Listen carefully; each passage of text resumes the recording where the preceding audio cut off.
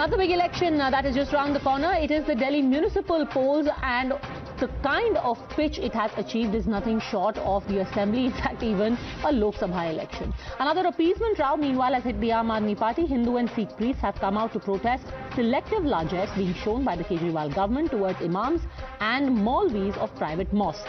They are citing the 2019 salary hike announced by the Delhi Chief Minister for Muslim clerics and the fact that the money is being paid out of the state's coffers to alleged injustice and discrimination.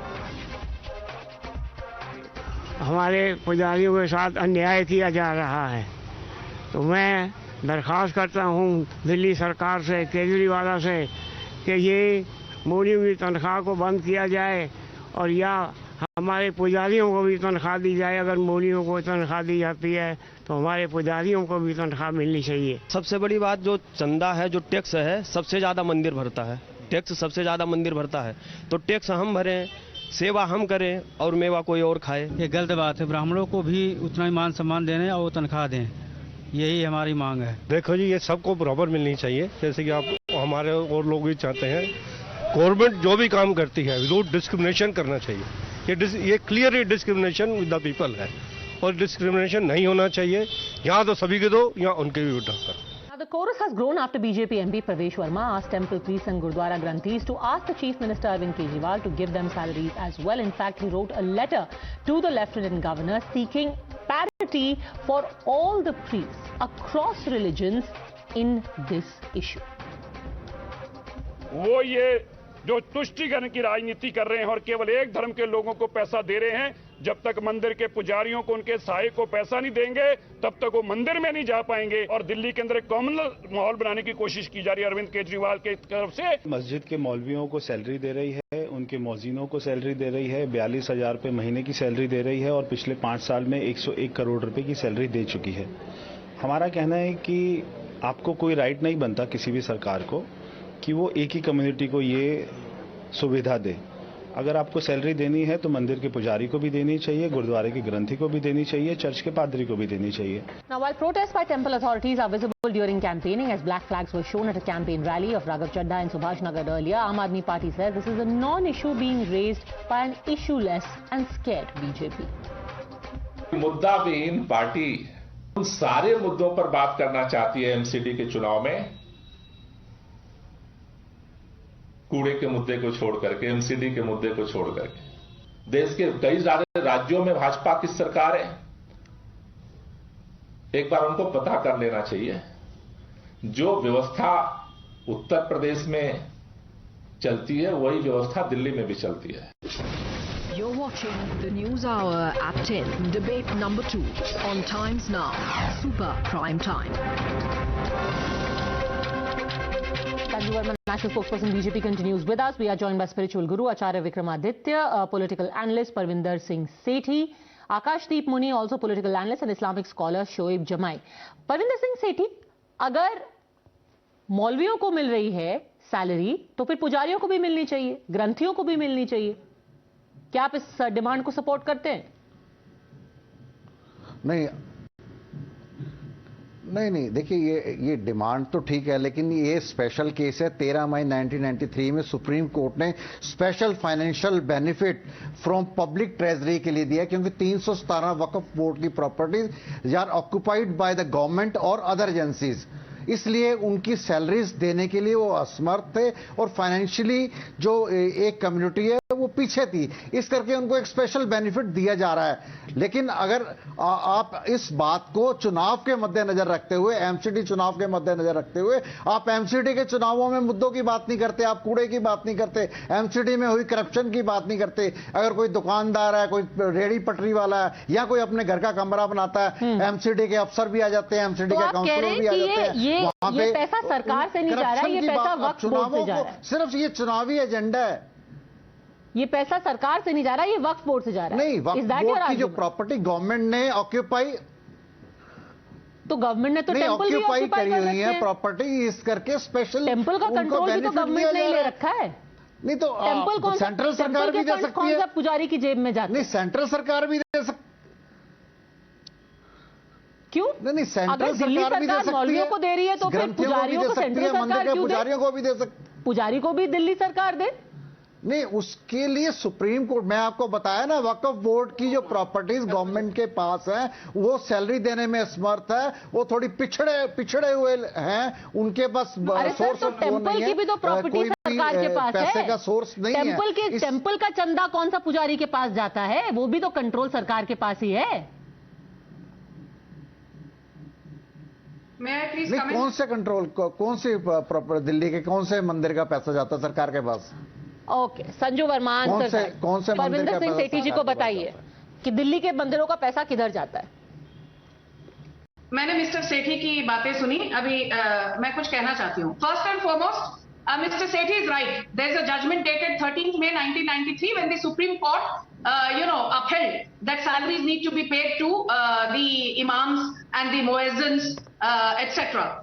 Now the problem is that एक तरफ Supreme Court की judgment है, वो तो चलिए उसकी बात करेंगे। Article 27 of the Constitution, which is what Uday Mahurkar, who is the Chief Information Commissioner and heads the Central Information Commission, he recently said he not only questioned the bona fides of the 1993 judgment, calling it unconstitutional, but he also cited Article 27. Article 27, Mr. Sethi ध्यान से सुनिए, Article 27 Bharat के संविधान का बहुत स्पष्ट शब्दों में कहता है, मुझे मालूम है, मुझे मत बताइए। money cannot be used to promote a particular religion. Taxpayer money cannot be used to promote a particular religion. Please, मैंने आपको टोका नहीं, now let me complete. Then why are you demanding? Then why are you demanding for priests of temples, Hindu temples and Granthis? Why are you demanding? Why are you demanding? Why are you violating Article 27? Why are you violating Article 27? Okay, answer that short question. If you think it is violative of Article 27, why are you asking for similar stipends for pujaris and Granthis also? के अंदर entry नहीं होगी। ये explain कीजिए। I will not speak unless he stops heckling me. Answer this first question. Yes, Sanju Verma. Yes, Padmaj, I am here to answer your questions, not his questions, but let me take his question also. First and foremost, let's agree that by paying 18,000 per month to the imams and 16,000 to the muezzins, you are actually running foul of Article 27 of the Constitution. Point number one. Point number two, Parvez Sahib Singh Verma ने यह कहा, यदि आप संविधान के खिलाफ जाकर imams को और मुएज्जिन्स को महीने की 18,000 या 14,000 या 12,000 की तनख्वाह देते हो और आपको इसमें कोई आपत्ति नहीं है, तो फिर मंदिर के पुजारियों को भी सैलरी मिलनी चाहिए ताकि संविधान के तहत डिस्क्रिमिनेशन खत्म हो जाए। तो मैं ये पूछना चाहती हूं कि मंदिर के पुजारियों को सैलरी देने में आपको दिक्कत और इतनी बौखलाहट क्यों है? आकाशदीप मुनि, मेरे सवाल का जवाब दो। पब्लिक का पैसा सबको मिलना चाहिए। आकाशदीप मुनि, मैं बता दूं 30 सेकंड चाहिए बिना इंटरप्शन के। Okay, 30 second Akashdeep Muni, then Mr Shoaib Jamal. Yes yes Sanju Verma ji, you said about that संविधान के खिलाफ जाके, राइट? आप संविधान के खिलाफ जाके हरियाणा में सितंबर महीने में 5,000 रुपए आपने मौलवियों को देने का क्यों बढ़ाया है? First of all, why did you increase in September this very year? अरे क्यों ना बोल रहे, सच में आपने बढ़ाया है। और आपने एक लीगल नोटिस भी लाया कि 5% हर साल बढ़ेगा, पहली बार भारत के इतिहास में।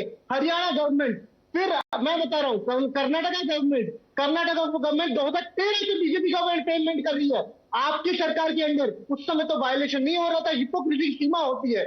तीसरा एग्जांपल, तेलंगाना के भारतीय मुस्लिम मोर्चा, माइनॉरिटी मोर्चा ने रिक्वेस्ट किया कि ईद है, मौलवियों को पैसा दे दो।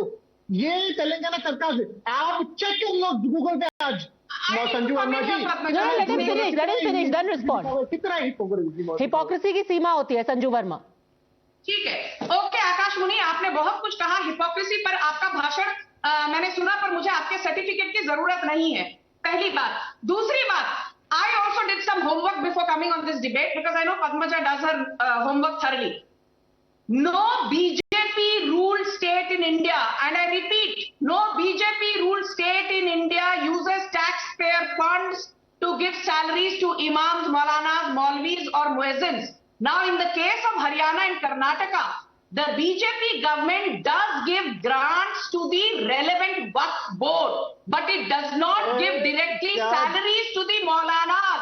There is a difference. You can under Article 27 give grants to the Waqf board, but there is no provision in Article 27 to give salaries to the imam. Please learn the difference between giving salary and giving a grant. Okay. Salary और grant के बीच का अंतर समझिए, बाद में आकर यहाँ भाषण दीजिए. Okay. Just a second. Let the audience decide. Hypocrisy की सीमा होती है संजू वर्मा जी. No, let the people decide. Shoaib Jamai.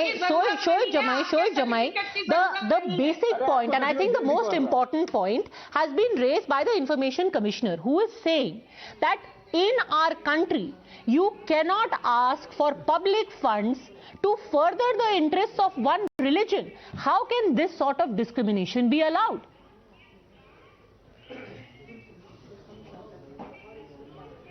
देखिए, एक पॉइंट रेज करना और एक सुप्रीम कोर्ट का रूलिंग आना दो अलग अलग चीज है. सुप्रीम कोर्ट का रूलिंग ज्यादा इंपॉर्टेंट है. Supreme Court knows more constitution than you and me, isn't it? Then more than Sanju Verma. सवाल यह है कि अगर मौजिन को, इमाम को अगर वक्फ बोर्ड के ये से मिल रहा है ग्रांट, तो आप हिंदू इंडोमेंट बोर्ड से उनको भी दे दे. कौन रोक रहा है? लेकिन आप एक लेवल प्लेइंग फील्ड बना रहे हैं. छोटा रिचार्ज एक तरफ, बड़ा रिचार्ज आपस में खेल रहा है. सुप्रीम कोर्ट का हवाला देते हैं उसका. Here is what the order of the CIC said. He says the monthly honorarium of 18,000 and 16,000 being given to imams and muezzins of DWB mosques in Delhi is being paid by the Delhi government from taxpayers' money, which is in sharp contrast with the example quoted by the appellant, in which the priest of a Hindu temple is getting a paltry 2,000 rupees per month from the trust controlling the temple. So what is being given to an imam is 18,000 rupees a month from taxpayers' money, as opposed to 2,000 rupees being given to the priest from the temple trust. Where is the equality? 18,000 रुपए दिल्ली सरकार आपकी जेब से, मेरी जेब से निकाल करके दे रही है, एज अपोज टू 2,000 रुपए जो कि एक पंडित को मिलते हैं. क्यों?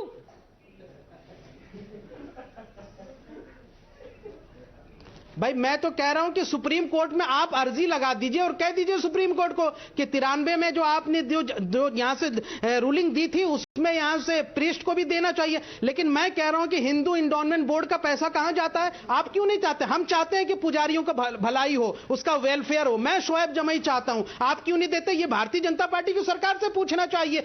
जितने भी देश में और बीजेपी की सरकारें हैं वहां हिंदू इंडोमेंट बोर्ड से क्यों नहीं देते? सिर्फ दिल्ली में ये इशू होता है क्योंकि इलेक्शन है, इसलिए बाकी जगह का आप डेटा शोएब जमाई देखिए, वंस एवरीवन, सबका साथ सबका विकास चाहते हैं शोएब जमाई. आप जाइए सुप्रीम कोर्ट.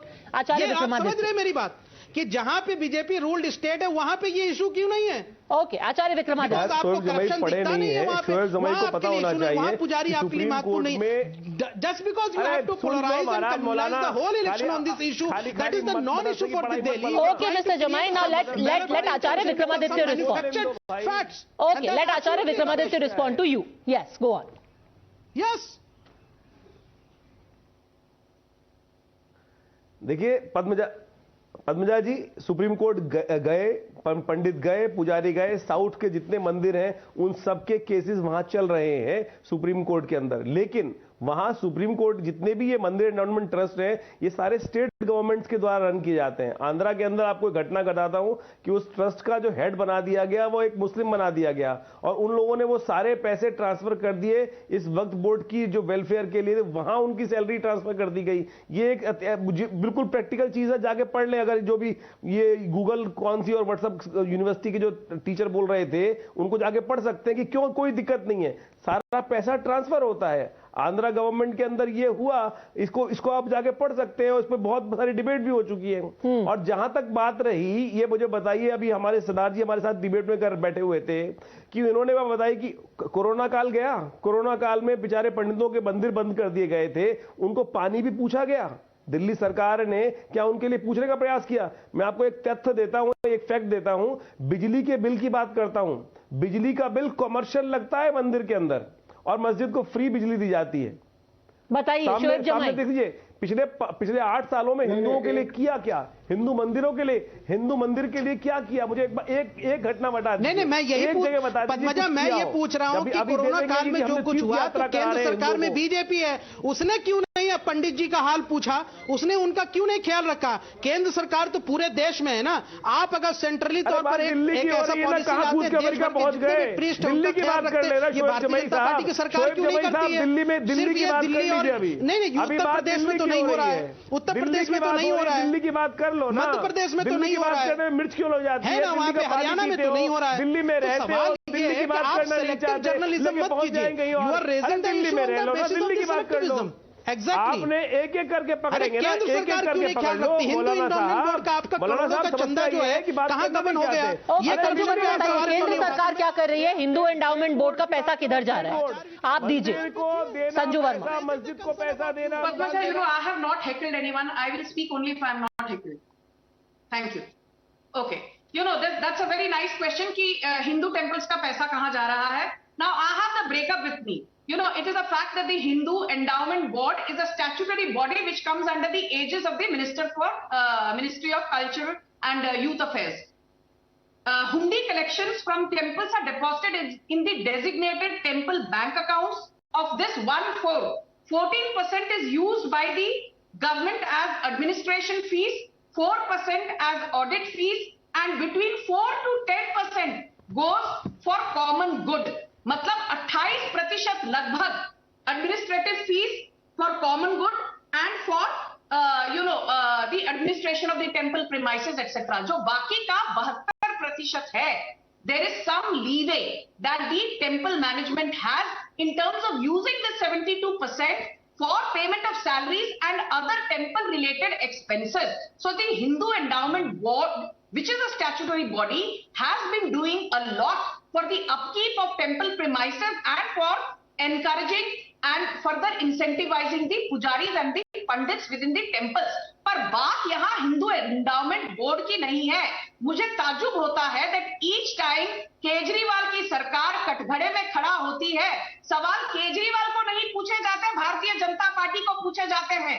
आज Hindu endowment board is not the topic of debate. Topic of debate है कि इमाम्स को 18,000 सैलरी केजरीवाल दिल्ली के तिजोरी से, दिल्ली के टैक्स पेयर से क्यों दे रही है? संजू वर्मा जी, तो मैं आपको बिल्कुल हैकल नहीं किया, मैंने आपको नहीं बोला। अब सुनिए, 10 सेकंड मुझे दीजिए, प्लीज सुनिएगा। मेरा एक क्वेश्चन है।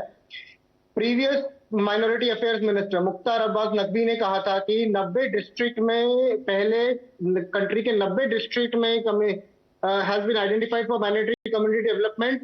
Modi government has expanded its development scheme to 308 districts where several scholarships such as pre-matric, post-matric, merit cum means certificate will be provided to 5 crore students from minority community. I as a Hindu ask you that why not to all communities with, or why only to minority community? My question is to the central government represented by Sanju Verma ji. Sir, madam please answer, why not to Hindu like me? बताइए संजू वर्मा, जो ये मौलवियों के साथ कर रहे हैं, आप scholarship के साथ कर रहे हैं। संजू वर्मा, मुझे एक चीज बहुत अच्छी लगती है, खासकर पद्मजा जी की डिबेट्स पर, चाहे गुनाह किसी ने किया हो, गलती किसी ने की हो, हमेशा कटघरे में बीजेपी रहती है और संजू वर्मा के सर पर एक बंदूक रखी जाती है। Anyway, now you don't interrupt me. You ask a question, please have the courtesy to listen. Let's be very clear. When the Prime Minister says सबका साथ, सबका विकास, सबका विश्वास, सबका प्रयास, आंसर नहीं करेंगे ना, डॉज कर दें question. Why you rattled? Padmaja, can you please ask him not to heckle me? Okay, please, one at a time. I don't think this is fair. Yes, go on. ठीक है, कोई बात नहीं, डॉज कर दीजिए question. Thank you. जनता देख रही। I don't need your certificates now. Let me complete my sentence. The Prime Minister speaks of inclusivity. Sabka Saath, Sabka Vikas is not just a platitude for us. We believe in it. Now let me tell you. The point is that whether it is Pradhan Mantri Awas Yojana ho, Pradhan Mantri Ujjwala Yojana ho, Mudra Yojana ho, Krishi Yojana ho, Kisan Yojana ho, 31% goes to the minorities including Muslims, because we feel that you do need to incentivize, be it Muslims, be it backward classes, be it scheduled caste, be it scheduled tribes. There are people who over the last 7 decades have not been mainstreamed. They need extra hand-holding. But to give a grant to the Delhi Waqf Board and then also to give a salary to the imam by saying pujari ko dene ke liye Mr. Modi, hold on a second. Here the comparison seems a little strange because when you give scholarship, you empower to correct historical wrongs as opposed to giving an outright religious objective. That is about correcting a historical wrong. This is like you bringing up reservation and saying, अच्छा reservation इसलिए दे रहे हैं क्योंकि आपको उनके votes चाहिए और ये communal appeasement है या ये दलितों का appeasement है. That is about empowerment. This is about appeasement. How can you make the comparison between the two? Scholarship देना और मौलवी को stipend देना दो बहुत अलग चीजें हैं. बिल्कुल. Padmaja, I'll answer your question. The point I am making is that there has been a constitutional bench who has said something on this particular topic. Supreme Court has said something on this topic. And they have given a judgment. When the Imam Council went there, if I personally have no qualms saying that the religious council of all communities should go to the Supreme Court and take the judgment. Interestingly, the Supreme Court can only give the judgment because Supreme Court can only explain the constitution, not the legislative assembly.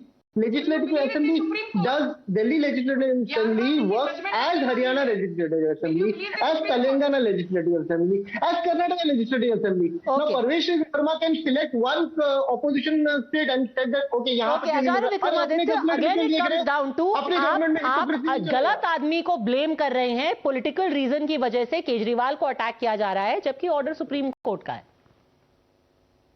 और वो भी elections के आसपास. देखिए ये सारा खेल शुरू हुआ कैसे, इसको भी तो समझ लीजिए. 1954 के अंदर जब ये वक्फ बोर्ड बना, ये जबरदस्ती जिस प्रकार से ऐड किया गया और गवर्नमेंट को बचता कुछ नहीं है. ये केवल इस चीज को बनाने के लिए जो खेल रचा गया, इनडायरेक्टली पैसा देने के लिए, इनडायरेक्टली वोट बैंक को सेट करने के लिए, और ये खेल 1954 में ही शुरू हो गया था. 1954 से लेकर जब नया वक्फ एक्ट ऐड हुआ और 2013 में इसको और अमेंड कर दिया गया, ये सारा खेल बहुत लंबा चल रहा है. लगातार वोट बैंक की राजनीति चल रही है. अब वक्त आ गया है कि वक्फ बोर्ड के एक्ट को ही बदलने की आवश्यकता है. जब तक उसको नहीं बदलेंगे तब तक ये खेल खत्म होने वाला है नहीं. वास्तविक तौर पर आप कुछ भी कर लीजिए, जब तक ये वक्फ बोर्ड के एक्ट को पूरी तरह से चेंज नहीं करेंगे तब तक कुछ नहीं होने वाला है. ये सारा खेल चल रहा है. fact of the matter is, instead of getting into a competition about how you also need to give public money to heads of all different religious institutions, maybe the more reformative thing would be to do away with all of such stipends altogether. Whether there'll be a political consensus on that remains to be seen. Thanks very much, all gentlemen. Sanju Verma for joining.